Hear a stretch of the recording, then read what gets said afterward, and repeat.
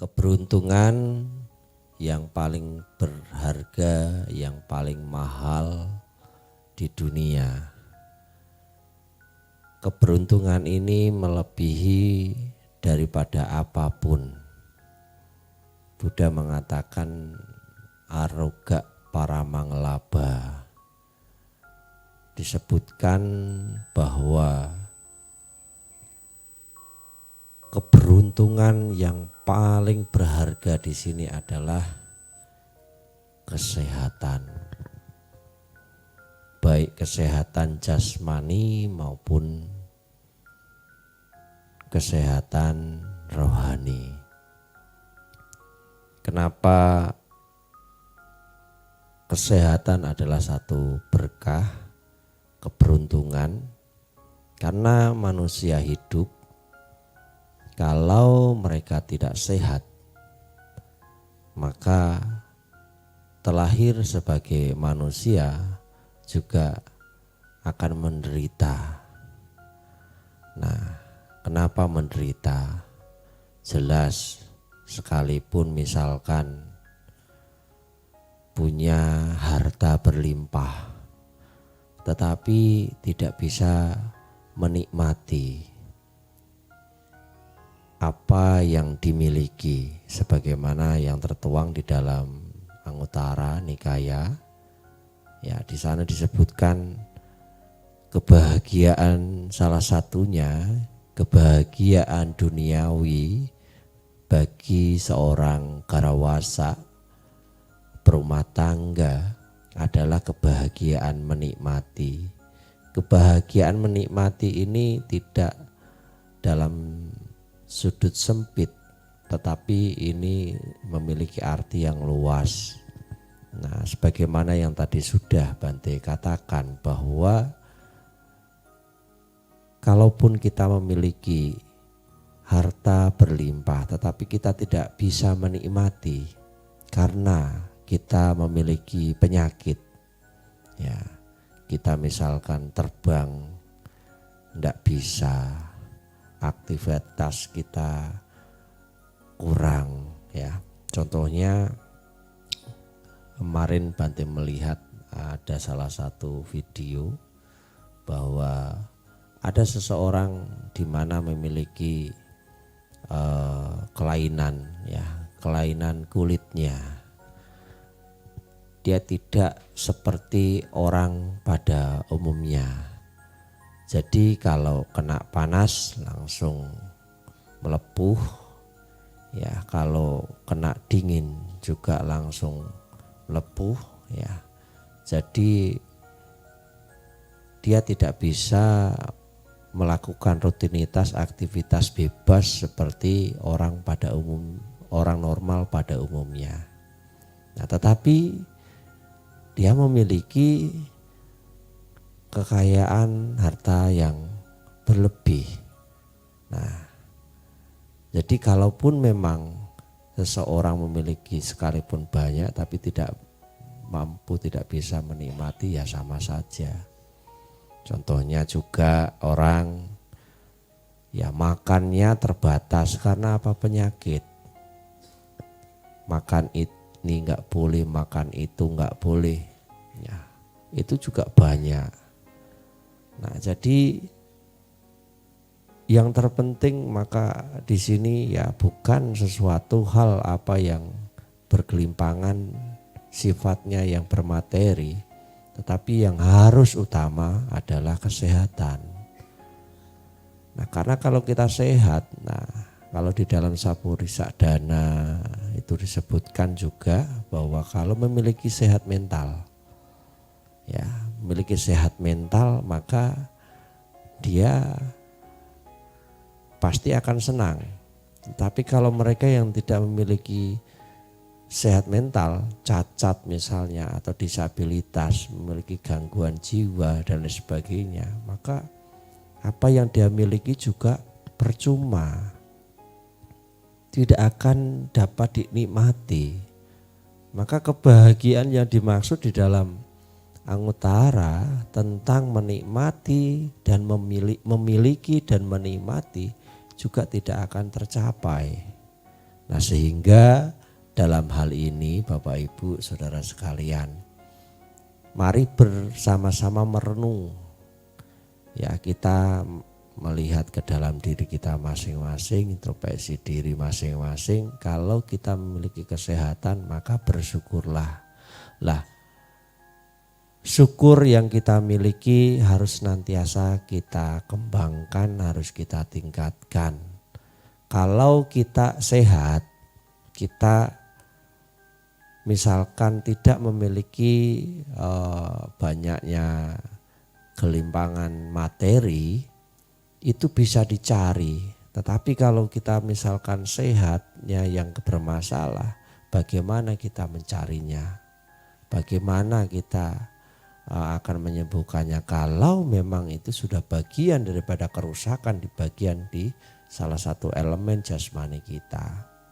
Maka oleh sebab itu jika kita sehat maka bersyukurlah, dan harus dimaknai dengan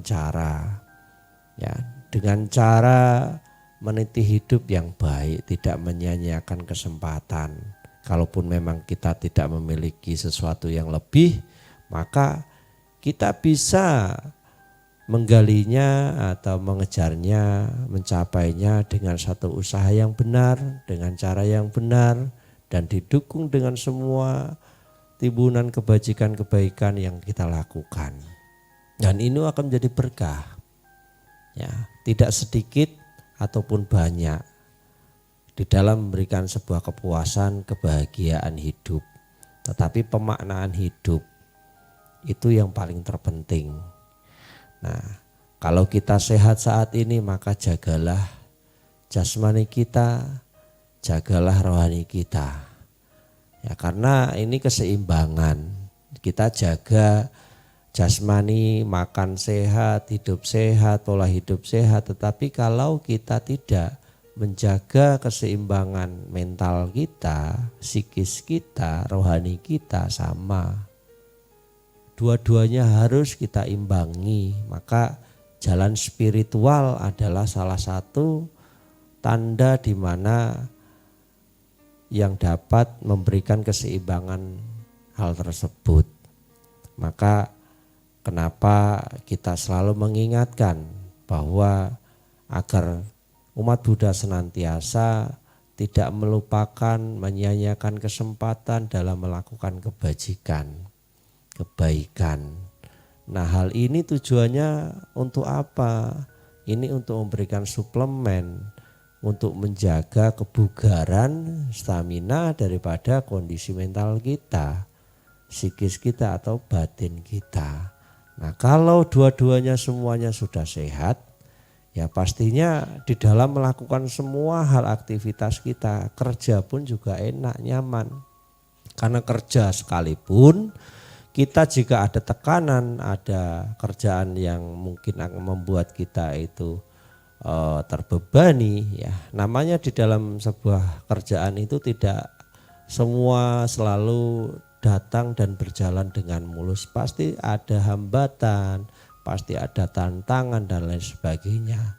Lah oleh sebab itu inilah kenapa penguatan mental melalui jalan spiritual itu sebagai satu solusi di mana yang akan menjadikan perisai saat dimana kita berusaha, berjuang, meniti di dalam sebuah upaya, daya upaya yang kita kerjakan. Nah, makanya Bapak Ibu Saudara sekalian, ya bersyukur itu penting. Ini parami, ya. Terlahir sebagai manusia, ya, keberuntungan yang paling berharga itu adalah lahir dengan sehat jasmani dan rohani. Kemudian dua, bertemu dengan ajaran Buddha atau mengerti tentang nilai-nilai Buddha Dhamma. Ketiga, kesempatan kebaikan kebajikan ada. Karena semua tiga hal tadi ini yang akan menentukan kalaupun kita terlahir di sebagai manusia ke dunia ini, tetapi tidak di zaman masanya, mungkin tidak di masa zamannya Buddha Sakyamuni, ya kita juga percuma. Karena kalau kita terlahir misalkan sebagai contoh kalau di masa sebelum zaman Buddha, kita terlahir juga tidak akan menemukan ajaran Dharma tersebut atau Buddha Dhamma tersebut. Maka disebutkan keberuntungan itu salah satunya adalah bertemu dengan ajaran Buddha atau bertemu dengan Buddha Dhamma. Jadi kita ngerti, kita paham, akan dipahamkan, diajarkan, dianjurkan, diberikan sebuah gambaran tentang proses tahapan-tahapan di dalam meningkatkan kebaikan. Sedangkan kesempatan, nah ini kesempatan juga sama. Kalau kita tidak memaknai hidup itu dengan baik, tidak memahami tentang nilai-nilai luhur akan Buddha Dhamma, maka kita juga tidak akan mau memiliki satu niat, keinginan untuk melakukan kebajikan tersebut. Nah, sebagai contoh, hal sederhana saja, kalau kita berbicara tentang mungkin baca parita, hal yang mudah saja, baca parita. Baik enggak? Baik. Benar enggak? Benar. Luhur enggak? Luhur. Tetapi pertanyaan baliknya adalah apakah semua dilakukan? Apakah semua melakukan? Nah, Anda sendiri yang bisa dan dapat menjawab pertanyaan tersebut. Nah, kalau memang ini baik, kenapa enggak dilakukan? Kalau memang ini luhur, kenapa enggak dilakukan? Contoh juga, kalau namanya berdana, bermurah hati, memberi, itu adalah salah satu keluhuran. Ya, ini adalah Yonisuk Manasikara, ya, kebijaksanaan, luhur dalam hidup. Tetapi apakah semua memiliki satu kesadaran dalam meningkatkan praktek tersebut? Nah, jadi maka dari sini kami ingatkan, ya Bante ingatkan, janganlah kita sia-siakan kesempatan jika kesempatan itu ada. Ya, selagi kita masih sehat, selagi masih kita kuat, ayo sama-sama kita tingkatkan. Jangan sampai nanti ketika Anda sudah berbaring, sudah terkapar, sudah tidak bisa melakukan apa-apa, Anda baru sadar. Apakah banyak yang demikian, Bante? Banyak sekali. Seumur-umur hidupnya enggak pernah baca parita, baca sutra, mantra. Tapi sudah terkapar, terbaring, ya minta-minta dibacain parita, sutra, mantra. Apakah ini efisien, maksimal hasilnya? Jelas tidak maksimal. Ya, kenapa enggak maksimal? Ya ibaratnya sebuah kerak di dalam besi itu, jika waktu besi tersebut keraknya sudah lama, maka ya untuk menghaluskan, menghilangkan kerak tersebut juga akan butuh waktu yang lama juga, panjang juga, enggak bisa, dan itu enggak bisa secara sempurna bersih, itu enggak bisa. Maka tetap akan memiliki kecacatan. Nah ini Bapak Ibu, jangan sia-siakan kesempatan ini. Ingat bahwa hidup itu bukan sekali. Hidup bukan sekali, kita jangan berpikir oh hidup itu kali ini itu adalah kehidupan yang terakhir kita. Jangan berpikir demikian. Kalau perilaku perbuatan kita aja tidak mampu menyempurnakan, tidak sempurna, jangan berharap kita tidak akan terlahir lagi. Kita pasti akan terlahir lagi, lebih-lebih kalau kita gak mau berbuat baik, gak mau ngejalan hidup luhur. Jangankan terlahir sebagai manusia, peluang menjadi manusia pun itu sangat berat. Ya, paling cepat di para datuk Pajiwika atau di bawahnya lagi. Kenapa? Itu alam yang paling termudah. Nah, karena kenapa kok Bante mengatakan demikian? Wong Buddha itu mengartikan bahwa mereka yang terlahir di alam manusia sebagai manusia itu bagikan debu-debu yang menempel di sela-sela kuku. Sedangkan debu-debu yang bertebaran di tanah itu adalah mereka yang terlahir di alam di alam apaya bumi, atau di alam dugati, di alam menderita, di alam bawah manusia. Di dalamnya itu banyak terbagi para datu, Pajiwika Peta, Tirancana, kemudian juga ada Asura, ya di dalam bawahnya lagi hawiji. Itu semua di sana. Nah, jadi yang terlahir sebagai manusia itu hanya sebagian kecil saja. Kalau kita bandingkan debu yang nempel di kotoran debu yang nempel di kuku kita dengan yang di tanah, lebih banyak yang di tanah. Anda renungkan itu. Maka kalau saat ini kita terlahir sebagai manusia, kita menyia-nyiakan kesempatan tersebut. Sebenarnya kita terlahir sebagai manusia itu memiliki misi menyempurnakan daripada apa yang pernah kita lakukan di masa sebelumnya. Karena kita memiliki kesempatan terlahir sebagai manusia. Tetapi ketika kita tidak memanfaatkan dengan baik, maka ya bersiap-siaplah, penyesalan itu akan datang di kemudian hari. Oleh sebab itu malam ini kami ingatkan, Bante ingatkan, ya ayo jangan sia-siakan kesempatan kita. Ya, selagi masih punya kesehatan yang baik, fisik kita, jasmani kita, rohani kita lebih-lebih atau mental kita, maka bersemangatlah untuk meningkatkan hal-hal yang baik. Mulai dari hal-hal yang terkecil, karena sesuatu yang besar dimulai bisa dilakukan itu dimulai dari hal-hal yang kecil, hal-hal yang sederhana.